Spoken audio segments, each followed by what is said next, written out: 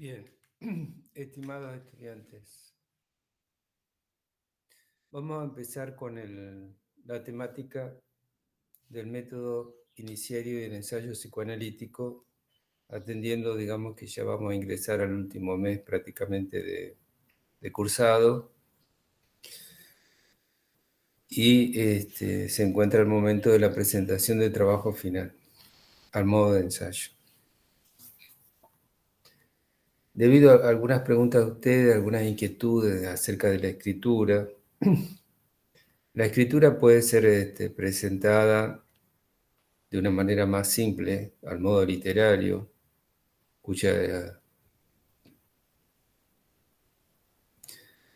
modalidad, cuyo tópico, digamos, es lineal, ¿no? O sea, pueden elegir un tema de trabajado durante el año y plantearlo desde una perspectiva de una introducción a la temática, un desarrollo y una conclusión. O sea, los tres tiempos característicos de lo literario: introducción, desarrollo y conclusión. Así, esquema fragmentario, lineal, digamos, con la característica de que tiene que ser la escritura en primera persona del singular, o sea, su subjetividad implicada. Bien, ese es el modelo simple, digamos, ¿no? El modelo, digamos, de lo cual está interesado la cátedra, que pueda ser abordado, es el modelo psicoanalítico, que vamos a acercarnos de alguna manera, si podemos, digamos, desde lo escritural.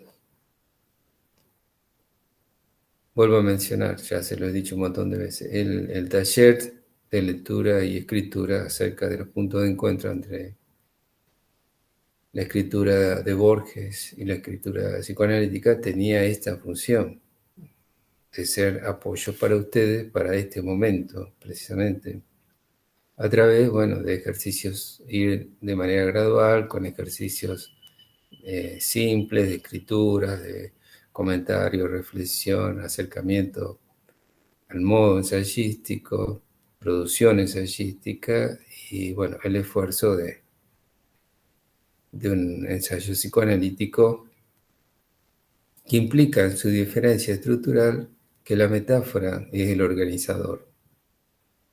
Es la metáfora organizador y ya no es una hipótesis o un tema. Supongamos, ustedes toman un tema para trabajar, un mito. Comienzan con la narrativa del mito y pueden ir desplegándolo, digamos, haciendo referencias simbólicas e implicaciones subjetivas, al modo literario. Pero en la escritura psicoanalítica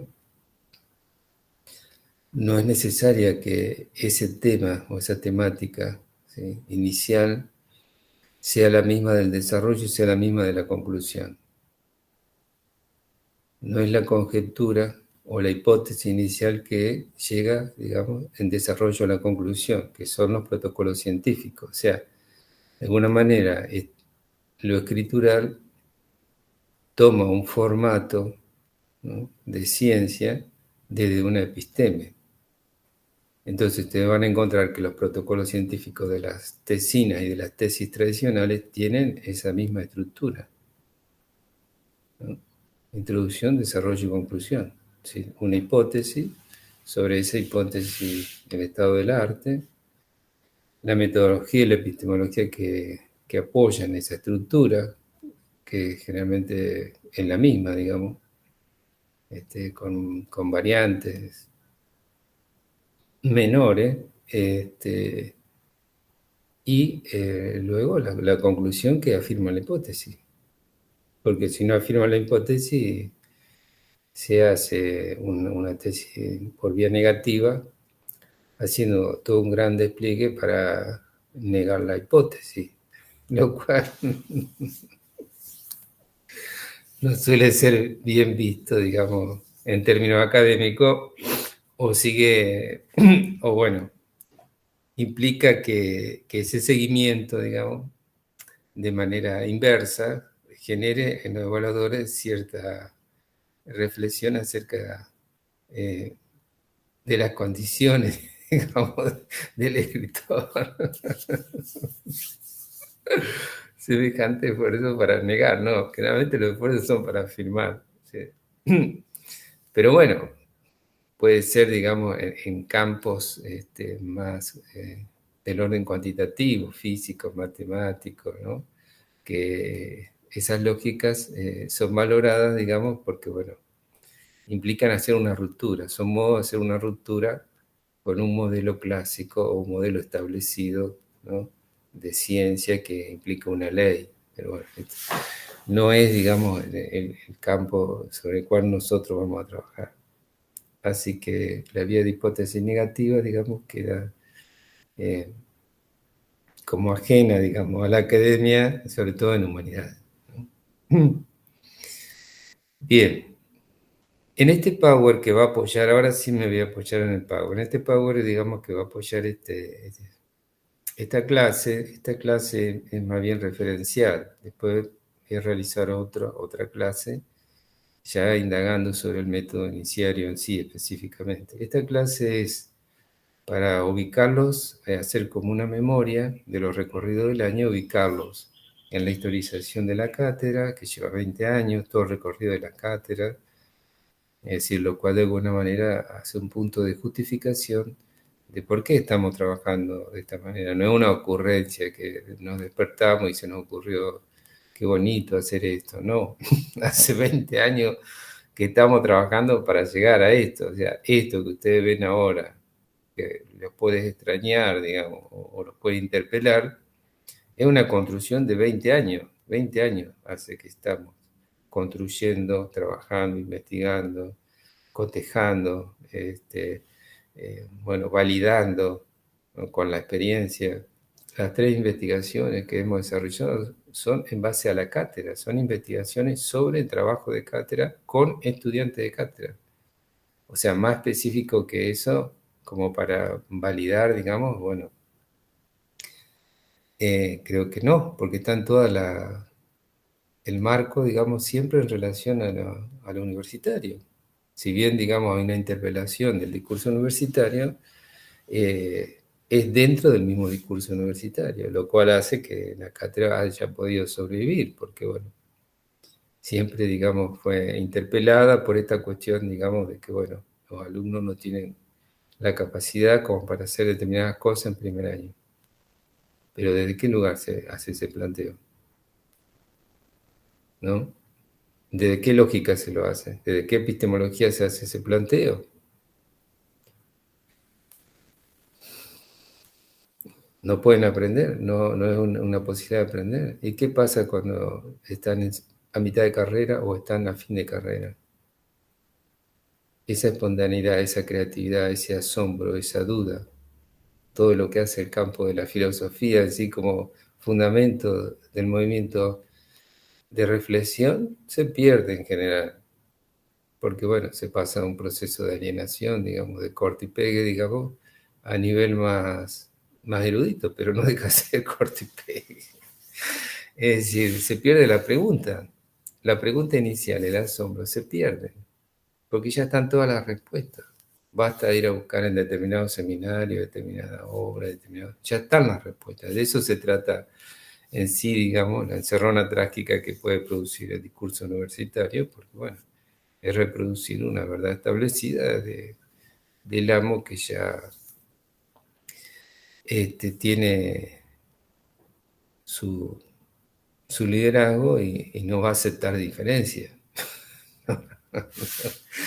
No va a aceptar diferencia, así que bueno, tenemos toda una historia de padecimientos, digamos, y de acontecimientos que no son del orden de lo agradable ni de lo feliz para comentar, pero bueno, eso va a quedar una cuestión más eh, de la historia interna, digamos, ¿no?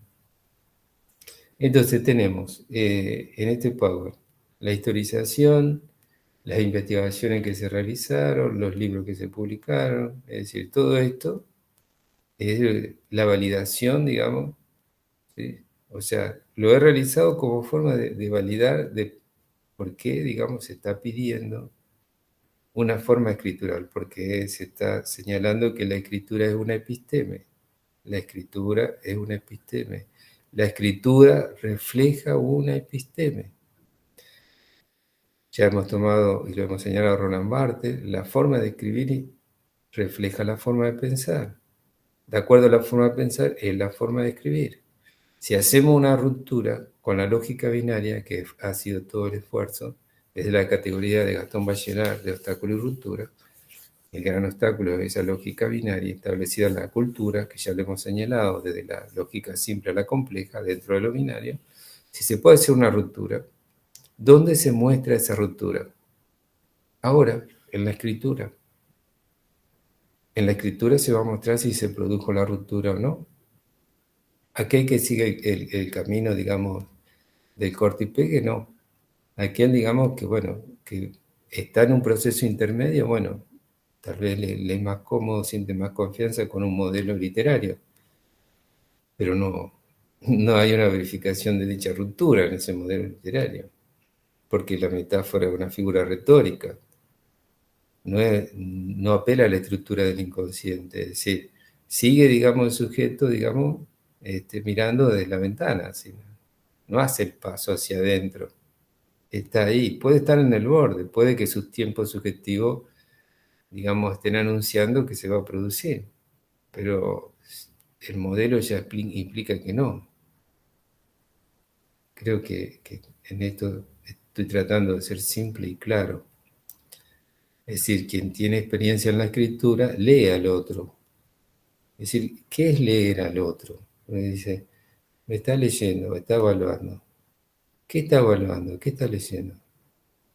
Está leyendo, digamos, si es el reflejo tal cual, digamos, al modelo, digamos, de ese narcisismo ligado a la vanidad, a la soberbia, ¿no? De quien transmite, está leyendo eso. Se está evaluando a sí mismo el docente al intentar evaluar al otro, viendo, buscando su propio reflejo. Y el otro, ¿no? Exigido ante esa demanda de reflejar a ese otro, haciendo, digamos, de sombra de un doble. Eso se evalúa. O se va a evaluar, digamos, esta posibilidad de la emergencia subjetiva, de la irrupción, digamos, subjetiva en su producción desde la habilitación de un nombre propio ligado a un deseo y a un amor que lo mueve a una letra para habitarla y que lo habite. Bueno, es todo un movimiento ese, y es todo un esfuerzo, y toda la resistencia, desde el principio de año hasta acá, que uno tiene año tras año, y cada año es peor, el nivel de resistencia es peor, ¿por qué? Porque la cultura se va sosteniendo más en la imagen, por lo tanto, al ser sostenida más en la imagen, hay menos lectura, hay menos simbolización, hay menos recursos, hay menos posibilidades, digamos, de distanciamiento, de ruptura con lo binario, con lo especular, ¿no? Con la imagen, con la demanda de la cultura, las pasiones, en ligar la pasión directamente a esa imagen, en idea que ofrece la cultura, en satisfacer la pulsión de muerte directamente, ¿no? En obtener ese goce perdido en la masa, en el anonimato, en la horda. Entonces, ¿cómo se hace un movimiento hacia la singularidad, hacia la producción de la letra propia, hacia la valorización de la diferencia? El costo que lleva eso. Yo ya estoy tan agotado después de estos 20 años que ya quiero retirarme. Ya, en verdad, me quiero retirar ya. Porque cada vez es mayor el esfuerzo y uno siente el fracaso, ¿no? Siente una continuidad del fracaso. Si en algo hemos continuado, estos 20 años ha sido en el fracaso. Hay algo del humor, digamos, ¿no? Porque todo movimiento que uno quiera, digamos, dimensionarlo como trágico tiene un efecto de humor. Porque está lo imposible, hay algo de ligar entre la impotencia y lo imposible, digamos, hacer algo ahí. Y bueno, algo hicimos, digamos, porque hemos podido realizar investigaciones, proyectos de extensión, libros, algo hicimos, digamos, algo dejamos como rastro, como huella.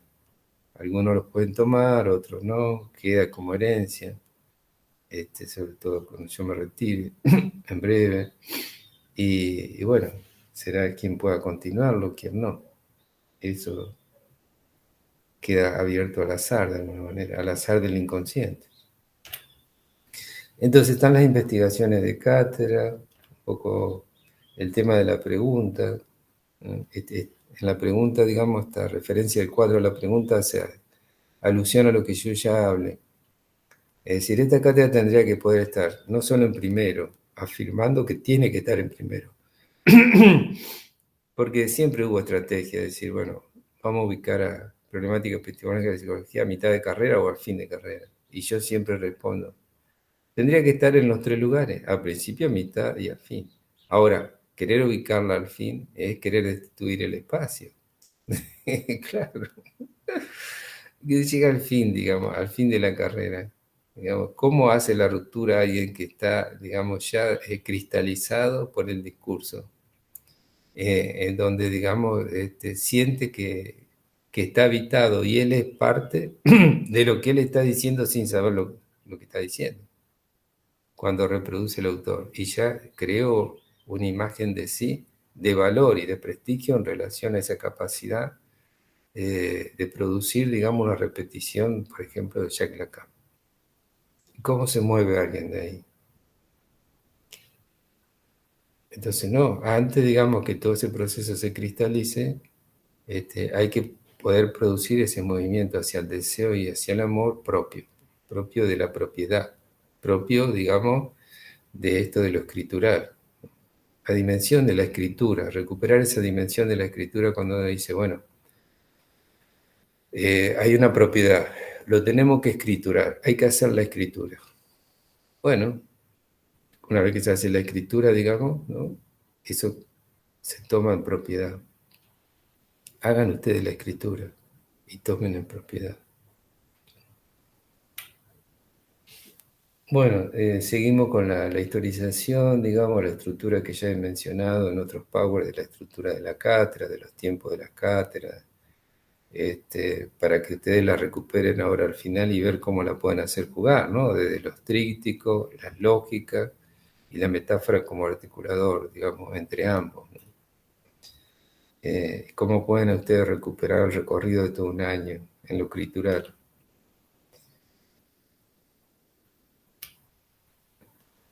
La forma de trabajar, digamos, ¿no? Con la lógica de la certidumbre anticipada, es decir, con el ver y el concluir y después el comprender, que es una lógica metafórica, dicha de otra manera. Esto que nos propone Jacques Lacan, no poner como ideal al principio el comprender, porque si uno pone el comprender como ideal, que es lo que propone en general la ciencia de la educación en su didáctica, pensando que todo se puede transmitir, ¿no? Es lo racional en su extremo, digamos. ¿Y dónde está lo inconsciente que se pone en juego? En escritura, en acto de escritura, en acto de letra. Digamos, queda opacado eso, ¿no? Queda resistido, queda por fuera, ¿no? De las reglas de la APA. Cada vez reglas nuevas, cada vez son diferentes, cada vez se corre el detalle de que si el año va al lado del... Bueno, es una cuestión, digamos, técnica que hace a esos cambios protocolares de la burocracia. Y a veces esas cosas, digamos, hay gente que se detiene tanto en esas cosas, que son tesis a veces rechazados, trabajos rechazados porque no referenció, digamos, de acuerdo al último mandato de esos detalles de referencia.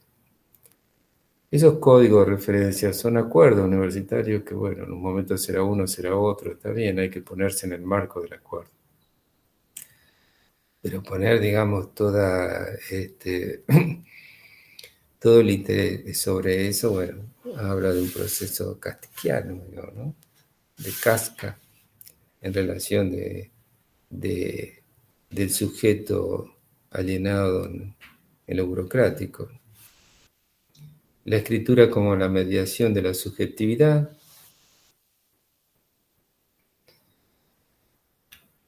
Y después, bueno,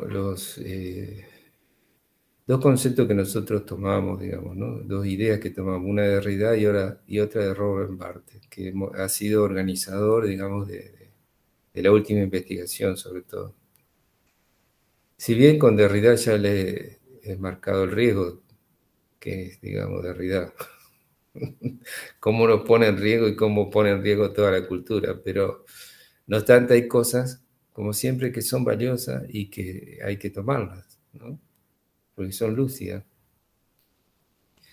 Y nos dice Derrida, dice, la escritura es aquí la tecné. Fíjense en ustedes el valor epistémico que le da a la escritura de Derrida, ¿no? Alguien tan lúcido que sabe cómo deconstruir toda una cultura, también sabe cómo fundamentar la cultura, puede hacer los dos movimientos.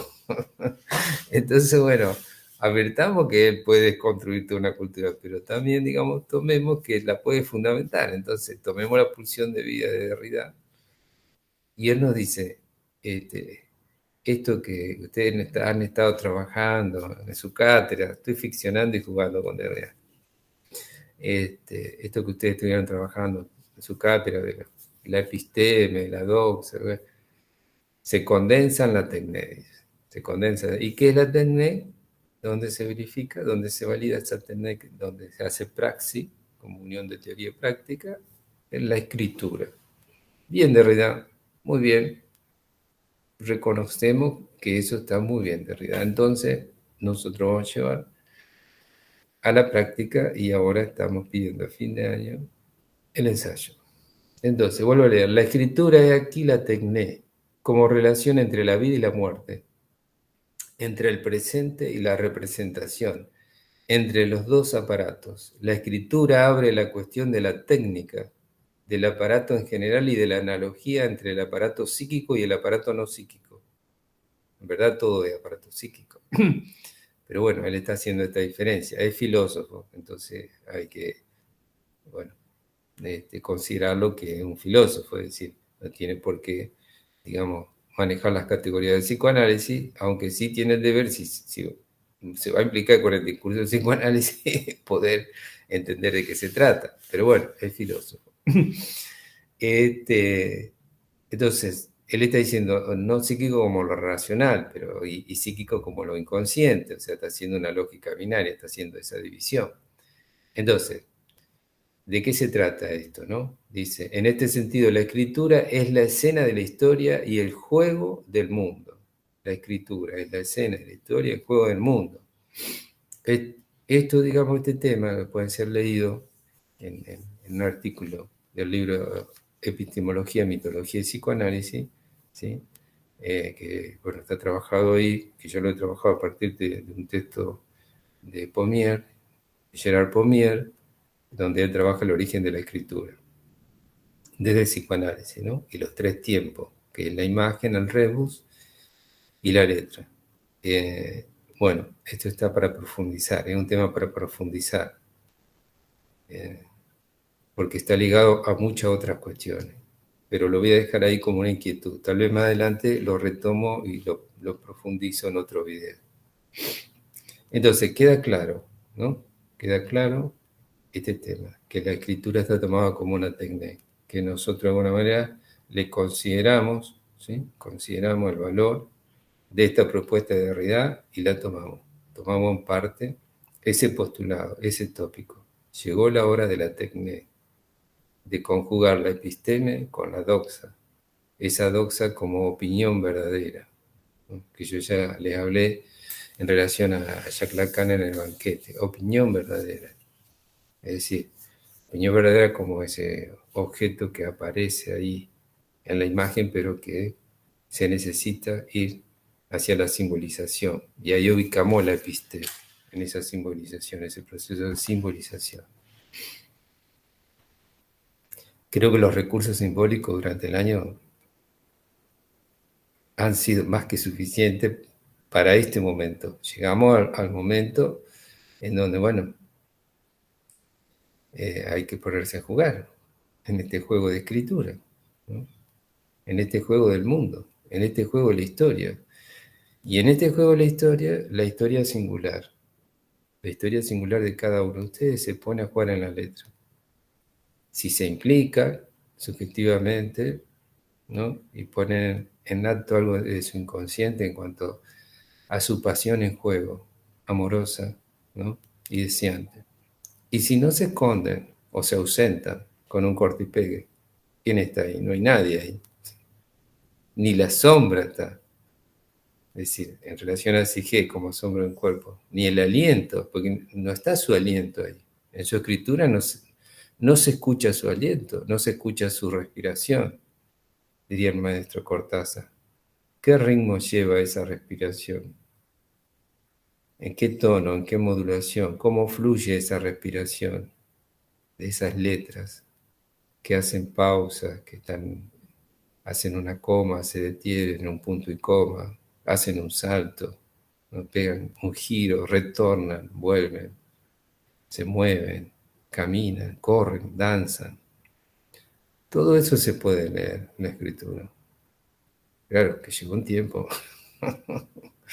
Y por otra parte, uno se puede encontrar, digamos, con el copy-pegue, que no hay nada, no hay nadie. Si uno puede golpear ahí la puerta, nadie va a atender, no hay nadie, digamos. Bueno, es triste eso. Para alguien, digamos, que ya tiene todo su recorrido y sabe todo esto que yo le estoy diciendo a ustedes, lo sabe no porque lo leyó, lo sabe porque lo vivió, lo sabe porque lo sabe hacer, porque lo escribe, porque lo sabe escribir, porque lo sabe producir. Aunque siempre está la dificultad de transmitir, porque hay cosas que son intransferibles, son del orden de lo intransferible. Entonces, hay que invitar al otro a que comience su saber hacer, pero desde su hacer, desde su propio hacer, desde su qué hacer. ¿Qué hacer? Hay que hacer escritura. Esto es lo que hay que hacer. Esa es la tarea, escribir. Bueno, el concepto de interdisciplinaridad, que es un concepto que tomamos a Roland Barthes, ¿no? Como otro eje transversal, ¿no? De fundamento de las investigaciones, de la última. Dice Barthes, en El susurro del lenguaje, ese texto bellísimo, se lo recomiendo para leer, El susurro del lenguaje. Barthes tiene muchos textos interesantes, pero generalmente son clases, son textos, digamos, de referencia cortos, bastante disgregados, eclécticos, diría. Pero el susurro del lenguaje tiene espíritu, es una obra que tiene espíritu, tiene una estructura. Y es de fácil lectura, y les va a servir muchísimo como introducción a Jacques Lacan, porque Jacques Lacan toma a Barthes.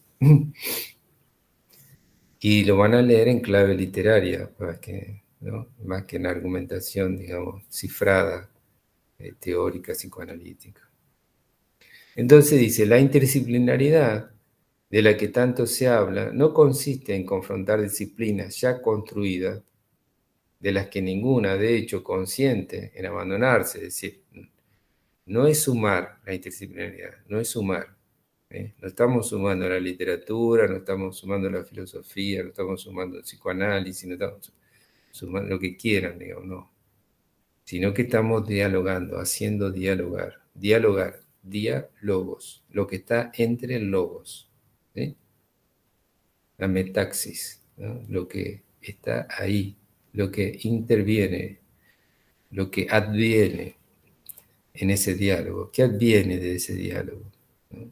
Todo eso va a tener que venir como letra entre lo que ustedes han leído, digamos, y lo que han estudiado, no solo en este espacio, sino de los otros, lo que hace a su constitución subjetiva, cada uno con su recorrido, su historia, su producción. Ahora la pone en valor y la pone en juego en la letra. Dice, para conseguir la interdisciplinaridad no basta con tomar un asunto, o sea, un tema, y convocar en torno de él a dos o tres ciencias. La interdisciplinaridad consiste en crear un objeto nuevo. La interdisciplinaridad consiste en crear un objeto nuevo.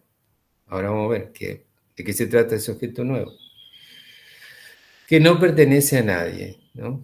No es territorio de la ciencia, ¿no? Porque las ciencias entre sí, diga, se juntan varias ciencias y ¿qué hacen? Desde una lógica binaria se ponen a confrontar a ver cuál es verdadero, cuál tiene más la verdad y cuál es menos, o sea, verdadero o falso, ¿no? Por el poder. no se trata de esa dialéctica en relación al poder, ¿no? Se trata de poder hacer, es otro poder, ¿no? De poder habilitarse a hacer, de poder realizar. ¿Y eso dónde y cómo? Bueno, sigo leyendo, lo estoy, digamos, dialogando a Barthes, a Roland Barthes, para abrirle un poco el párrafo, ¿no?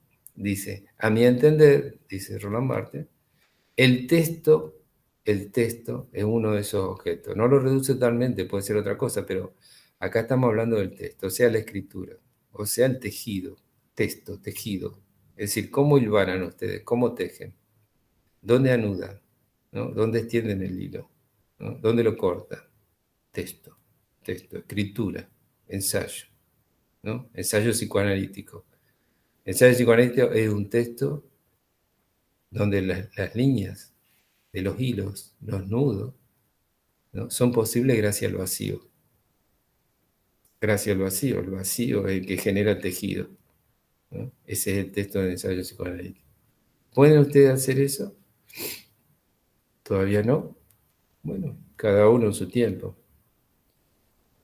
Pero sepan que si hay un tejido, ¿de qué se trata? ¿En qué tarea ustedes van a ubicar su quehacer? Bueno, después hay referencias al ensayo, algo de lo que yo ya les he hablado, está acá en el Power. Después, bueno, hay un ejercicio que nosotros no trabajamos, que tiene que ver, digamos, con trabajar la metáfora en la imagen. Y para eso está, bueno, yo este ejercicio lo hacía presencialmente en los teóricos. Tomaba 3 imágenes, igual les dejo el Power, y están las imágenes, por ahí lo pueden intentar hacer si quieren. Es el mito de Edipo, ¿no es cierto? Claro, ya hay que conocer, siempre cuando se va a trabajar un mito, hay que conocer lo que dice el mito, la estructura del mito, y si hay varias versiones del mito también, porque son interesantes, siempre agregan algo, las diferentes versiones, cada una agrega algo. Entonces son tres pinturas, ¿no? 3 autores diferentes. Esto también está en el texto, digamos, lo volví a recuperar y está en el libro que se le hemos ofrecido de taller de lectura y escritura de los puntos de encuentro entre la escritura de Borges y la escritura de psicoanálisis, está este ejercicio. Ahí está la referencia de los pintores. Acá en el Power no está la referencia de cada pintor. Entonces, como la imagen, hay imágenes que son metáforas porque condensan el mito, entonces el juego es ver los detalles. Ahí está el ejercicio del método iniciario que estamos en los prólogos, todavía no hemos ido directamente al método en sí. Entonces, un ejercicio en relación al método iniciario. Ver el detalle de una imagen y después cotejar el detalle entre las imágenes, ¿no? 3 imágenes donde diferentes pintores condensaron el mito, o sea, una escena central del mito, en valor de imagen, ¿no? Una escena que condensa todas las escenas, una letra, y son diferentes, ¿no? Y después se ofrece de la última investigación un ensayo, eh, pero el nombre del autor del ensayo, bueno, por supuesto, eran estudiantes que colaboraron y aceptaron que se publique su producción, pero el nombre es ficcional. O sea, aparece el nombre que yo coloqué es María, pero no se llama así. Y bueno, está totalmente ausente el apellido porque siempre se resguarda, digamos, ¿no? El tema. Y esto es de hace muchos años, porque siempre aparece esa curiosidad de querer indagar que quién hizo eso, quién escribió eso. En las investigaciones, digamos, siempre se pide el consentimiento para poder, digamos, dar a conocer la obra bajo, digamos, el secreto, en lo anónimo, ¿no? Salvo que aquel que haya escrito quiera que sí aparezca su nombre y apellido. Entonces, María, digamos, trabaja el mito de Edipo, ¿no? Hace mención a una interpretación del mito, y lo que hace como característica, digamos, acá, este ensayo yo lo tomé porque es bastante particular, es diferente a los otros ensayos. No es un ensayo literario, por supuesto, no es un ensayo psicoanalítico, digamos, en el sentido de que hay una narrativa y en la narrativa está la estructura metafórica. No, que sería el segundo nivel. Este ya es de un tercer nivel.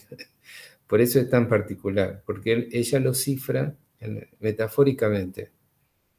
Es decir, hace una poética del mito, que después ella misma descifra a través de, porque claro, esto es algo muy singular, porque al ser polisémico, es decir, cada uno puede leer diferentes personajes en la metáfora que ella está ofreciendo. Entonces, ella misma después lo descifra, digamos, desde su lectura. Eso ordena al lector, digamos, en el orden de la comprensión. Pero bueno, ese cifrado, ¿no? Donde ella juega, digamos, con los tiempos de la metáfora, la analogía, el deslizamiento y la transposición. Transposición, sustitución, yo siempre he usado más transposición, pero bueno, tomé sustitución, ya que el maestro Lacan, digamos, menciona más la sustitución, por lo menos sustitución es lo que se encuentra en el banquete, ¿no? Cuando se menciona la metáfora. Esto que yo le leí en el video anterior, de que el significante, digamos, está ligado a esto de la metáfora, haríamos un rombo ahí, ¿no? Como algo de ida y vuelta, como interno de la estructura, significante, metáfora, metáfora, significante. Y bueno, y la destreza y la competencia, ¿no? Para realizar esto. Un poco un reconocimiento a María, que no es María. Por eso, digamos, tomé ese trabajo de ella. Y sobre todo, digamos, para que ustedes vean de qué se puede hacer. Es posible, es posible, digamos.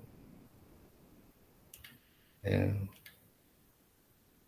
y después, bueno, al final del Power hay una pregunta eh, que ahora en reunión de cátedra, digamos, lo vamos a trabajar, pero ya, digamos, lo vamos a recuperar para ofrecérselo a ustedes, para que cuando ustedes entreguen su ensayo final respondan a este pequeño, digamos, cuestionario. Esto nos sirvió, nosotros lo hicimos con todos los estudiantes en la última investigación, antes de la pandemia, ¿no? Y las preguntas eran sobre el recorrido de cada uno de ustedes, ¿no? Sobre el recorrido y la experiencia de escritura. 5 preguntas. Se las voy a leer, después ustedes, digamos, van a tener ahí este pequeño cuestionario para contestar, una forma, digamos, de devolución de ustedes y de evaluación de la cátedra en su proceso, ¿no? ¿Usted considera que durante el cursado del año académico ha logrado una ruptura epistemológica? 2. ¿Considera que ha podido acceder a la comprensión y la construcción metafórica? 3. ¿Pudo aplicar el método iniciario en la escritura del ensayo, el tiempo actual? ¿No? ¿Le sirvió de ayuda al razonamiento aductivo para la elaboración del ensayo? 4. ¿Pudo visualizar la diferencia de la metáfora como figura retórica literaria de la metáfora como una estructura del inconsciente? Una cosa es, digamos, diferenciarlo, visualizarlo, digamos, la inteligencia, digamos, simbólicamente, y otra cosa es pasarlo a la letra. Porque pudo, digamos, tal vez hacer ese proceso y decir, bueno, lo dice explicativamente, bien, y lo dice bien. Y en la letra, lo demuestra en la letra, lo lleva, digamos, como elaboración en la letra, o no, o todavía no. No hace esa transmutación. 5. Realice un comentario, digamos, sobre su proceso de elaboración de escritura. Es decir, una reflexión sobre en qué tiempo está. Está en un tiempo próximo a la ruptura, ¿no? Todavía sin ruptura, porque sigue el obstáculo, ¿no? El obstáculo central, digamos, en la lógica es la lógica binaria, simple o compleja. Eso creo que ya quedó claro. Pero hay obstáculos, digamos, obstáculos propios, singulares, ¿no? Obstáculos que pueden tener que ver con la inhibición, con el temor, con la imposibilidad. Es decir, a veces no, el tema de la escritura interpela, digamos, todo un universo afectivo y hace que el sujeto no pueda escribir, ¿no?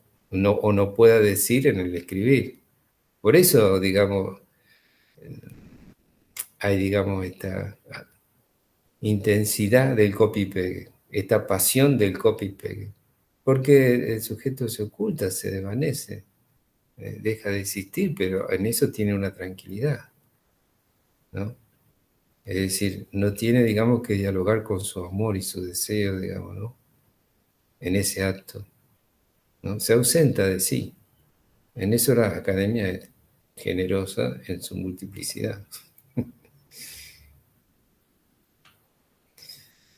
Bueno, ahí están las respuestas que realizó María también, para que ustedes vean cuál fue su proceso durante su año, ¿no? Es un ejemplo, una referencia de un estudiante de primer año, este, de, no sé, 4 años atrás era esto.